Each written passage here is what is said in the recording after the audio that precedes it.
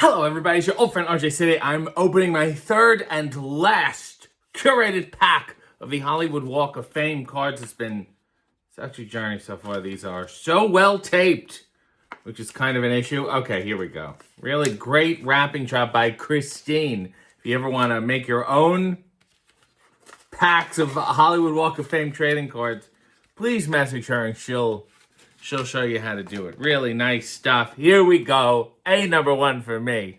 So close to my heart. So influential on my life and career. I'm talking about Van Johnson. And he looks great. He's wearing, that's not seersucker, but it's striped, gray underneath. They used to call him the red-haired Frank Sinatra. Why? I don't know, because he didn't really sing well.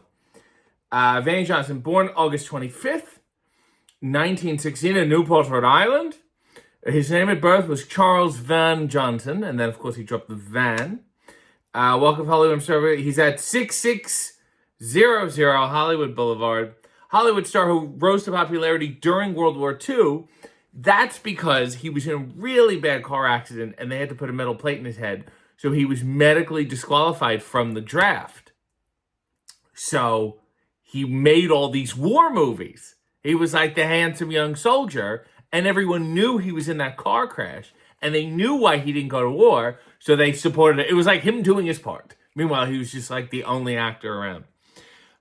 His many film titles include Murder in the Big House, Somewhere I'll Find You, Dr.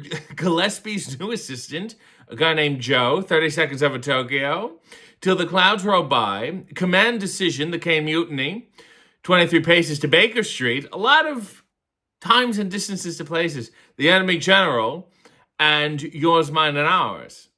I love him. I can't say enough good things about him. He's so fucking handsome. Look at him on the back. Look at that range of, the romance and the fun.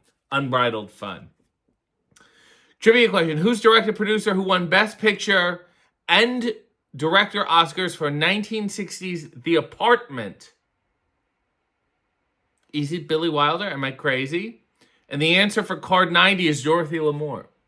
For those of you keeping score at home. Here's another one, June Havoc. Great name, popular wrestling name in many ways. And she looks great. This is Slinky. This is I'm going to bed. Want to join me? What a beautiful backdrop there. Born November 8th, 1916 in Seattle, Washington. Her name at birth was Ellen Evangeline Hovick. Close. At least it was based in reality. The former vaudeville star made her stage debut at the age of 2. But what could you do as a 2-year-old in vaudeville? They probably just juggled her. By the time she was 5, her earnings were $1,500 per week. It says starved. This was the original Rizzler. Her screen credits include For Jackson and Jill, My Sister Eileen, Brewster's Millions, Gentleman's Agreement, The Iron Curtain, Chicago Deadline, and Lady Possessed. Ms. Havoc is the younger sister of the late Gypsy Rose Lee. I did not realize that. What band leader or singer was nicknamed the Vagabond Lover? I'm going to say Xavier Cugat, just for fun. And the answer for card number 88, Jack Palance. For those of you keeping score at home. Van Johnson's like 1A. This might be 1B. The dashing Cesar Romero seen here in his library, in the presidential library. He's always been well read. And, nice suit and tie, formal, out to meet the public. This is a little more nighttime sophisticated. Glass of wine. Let's talk about poetry. Let's put on some samba. Let's do business. Born February 15th, 1907, New York, New York. I call bullshit. Played the Latin lover roles of the 30s, 40s, and 50s. These Latina women wanted to fuck him over 3 decades. Former dancer in nightclubs and ballrooms, I bet. On TV, he played the Joker on the Batman series, which we all knew. Played Peter Storos on TV's Falcon Crest from 1985 to 1987. His film credits include Cardinal Richelieu, The Little Princess, The Cisco Kid and the Lady, Coney Island, Captain from Castile, The Lost Continent, and Ocean's 11. Forgot he was in that. The rock and roll superstar made his film debut in 1956, Love Me Tender. I fucking hope it was Elvis. And the answer for card 131, Frank Capra. For those of you keeping score at home. Ooh, we're going way back with a little Ruby Keeler. Couldn't even, so old, couldn't even get black and white, had to go to a hideous sepia. Here she is on the front. They did their best. This is a long time ago. Born August 25th, 1909 in Halifax, Canada.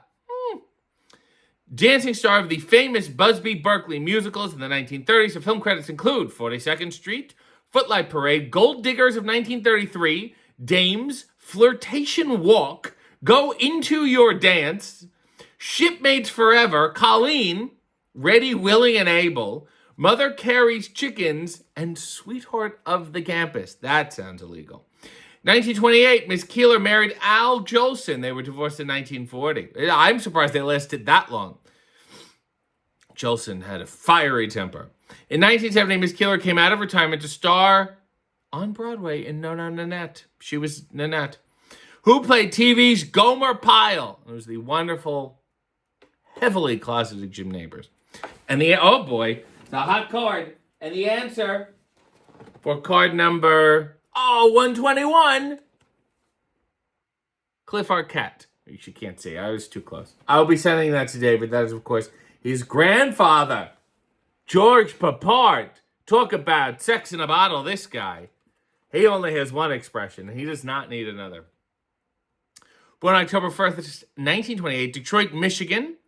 Action star, both television and film, achieved critical acclaim for his work in 1961's Breakfast at Tiffany's, opposite Audrey Hepburn. His films include Pork Chop Hill, Home from the Hill. This is from the Hill series of films. The Victors, The Carpetbaggers, and The Blue Max. Carpetbagger is an insult that needs to make a comeback.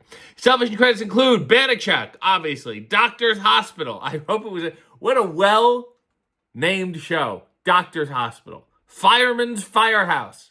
Thanks. And of course, Hannibal Smith, leader of the A-Team. Trivia quiz. What was the name of Mary Pickford and Douglas Fairbanks Sr.'s home? How the fuck would I know that? The answer for card 110, Clint Walker. Two more left, and we're going hot and heavy here with Jane Russell and all the frills upon her. Here she is in the back.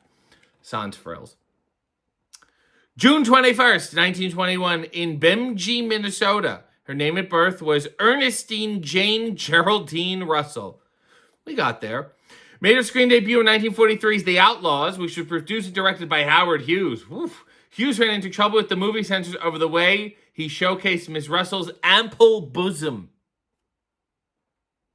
Miss Russell went on to star in Paleface, He's Kind of Woman, Double Dynamite, Macau, Gentlemen Prefer Blondes, and Fate is the Hunter. Miss Russell was married to L.A.'s star quarterback Bob Waterfield. I did not know that. What silent film star was known as the Vamp? I have no idea. Buster Keaton. Answer for card 147, Glenn Ford. Glenn Ford, 147. And finally, we're closing out this pack and the whole series with Ricardo Montalban. Real sex-packed pack. That's a suit. Look at the wide collar on. This is him casual. This is him going to bed. Born November 25th, 1920, Mexico City, Mexico. Best known as Mr. Rourke, the host and owner of Fantasy Island. This TV series ran from 1978 to 1984. Montalban received an Emmy Award in 1978 for his work in the miniseries How the West Was Won. Other TV work includes The Colbys and the recurring role of Khan, the alien villain on Star Trek. His film credits include The Kissin' Bandit, Battleground, The Saccharine Blade, Sayonara, Let No Man Write My Epitaph, Cheyenne Autumn, Escape from the Planet of the Apes, and Conquest of the Planet of the Apes. You put a monkey suit on this guy, and you've really elevated the species.